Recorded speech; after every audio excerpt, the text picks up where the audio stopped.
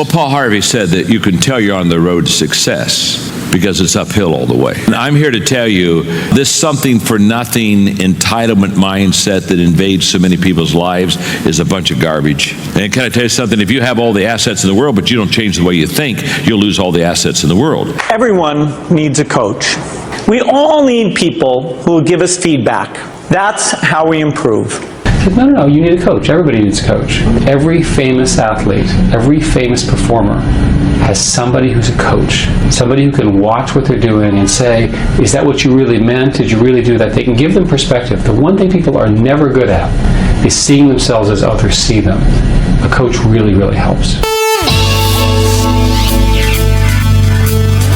I'm PK along with Larry Kutzler and Reverend Shawn Morrison, the Executive Director of Good in the Hood, and we want to welcome you to Inspiring Your World.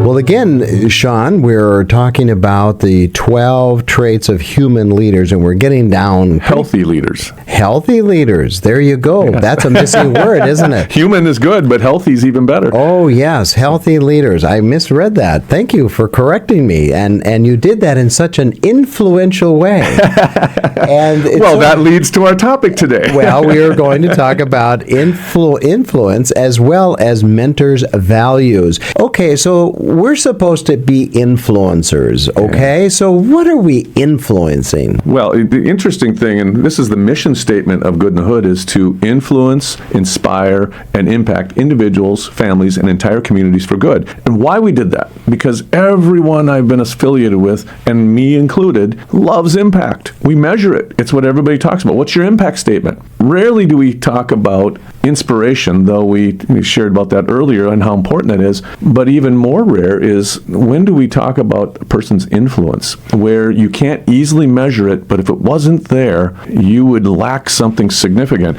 To the ability to walk into a room and bring positive influence to others. Now, it could go negative too, but we're talking from a positive vernacular. When somebody is on the team and they're a leader, do they bring influence that moves others into a positive direction? And that could be subtle things they do. It could be the way they do something, how they speak something, the words they choose, the characteristics they empower and display. I think there's a lot of different things there, but I want to talk about a little bit about how important being an influencer is, because it may not be as precise as impact, but it gives the directional aspect that we need. Let me ask you this personal question. What person in your life has influenced you to make the kind of changes that were necessary for you to become a better leader, a better father, a better husband, a better leader overall? Well, there's several people, but I'm going to turn it right on you because, and I'm going to embarrass you a little bit here, but you have. And I'll tell you how. Number one, you have taken the time to ask questions and to encourage me in different places along the way. And probably you would have liked to felt the impact of that. But those questions always would lead me to go and think and to do a deeper thought process on some of the things that you would have asked me about. You're a little bit older than me. You had more experience in ministry and such. You'd been through things that you wanted to, protect me from, or at least give me wisdom around. And you would ask, did I do this? Have I thought of this? And it actually really did. I took that seriously, and I did think about it. I didn't always arrive at maybe a destination that any of us thought, but it did have influence on me, and it was significant. Well, I appreciate that. Secondly, though, as we talk about influence, we're influencing based on values.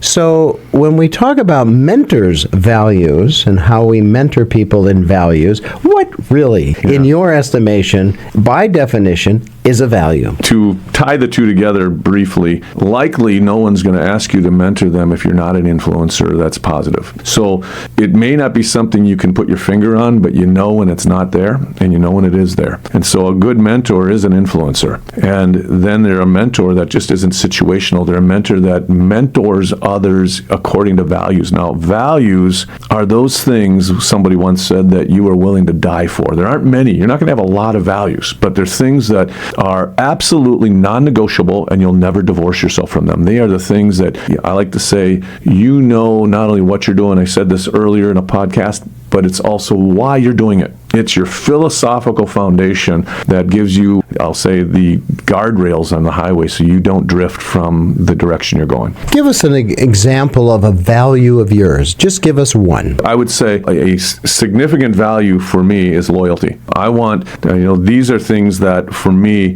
when I'm going to partner at a high level with someone, not just superficial partnering, not just networking, but I'm talking about I'm going to, have a long-term relationship with them. I want to make sure there's loyalty, mutual loyalty. That means I know that they are in this for the long haul, for one, and that there's someone that I can count on. And I'm not looking just for the feel good, the proverbial warm fuzzies, the shoulder rub. I'm looking for somebody who's got my back, and I can have their back for the long haul. So did you learn that value by a painful experience, by being disappointed? Yeah, probably. See, when I think of loyalty, it's my love language. A lot of people, love is based on passion, or it's based on something, they feel good around somebody. That's less important to me, though. Yeah, certainly I like that too. But I want to know, you take all that, strip all that away, and what do you have? And I want to know somebody's there. They're a person I can count on. They're a person that they're not going to, in a sense, be a backstabber. And so, yeah, I suppose there were circumstances of life where I observed and saw that people would say one thing and do another.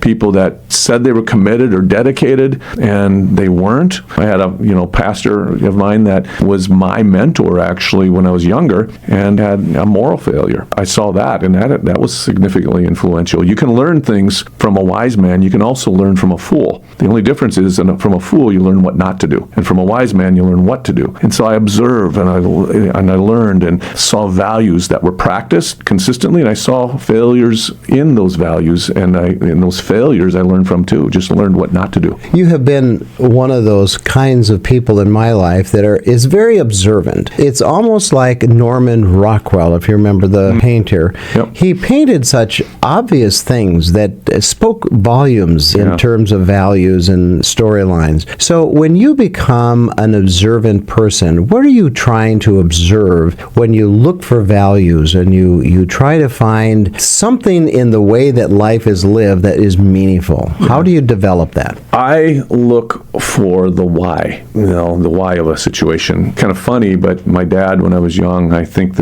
always think there's some kind of a spiritual blessing when a father speaks over someone. And he would look at my feet kind of ironically, and they were big. I have a large feet. I have size 13. Well, I was pretty young, and I had big feet early, and he'd say... Yeah, at 5 years old, those are big feet. Yeah, well, I don't think they were quite that big at 5, but they were good sized, and he said, Shawn's a man of good understanding. And he would say that. And to this day, I value understanding. And so I look for things, and I probably, where other people are just looking to know something, I'm looking to understand it. I want to know why, not just what. And so even when I am trying to learn something, I have a struggle learning something if I don't know the why of it. I can't just have my puzzle piece. I have to see the whole puzzle. But it's become kind of my MO. And so I think it started at a young age. It was something my dad spoke over me and into me, and something that I've taken ever since. For more information about Reverend Shawn Morrison's organization, visit goodinthehood.org. Join us next time for Inspiring Your World.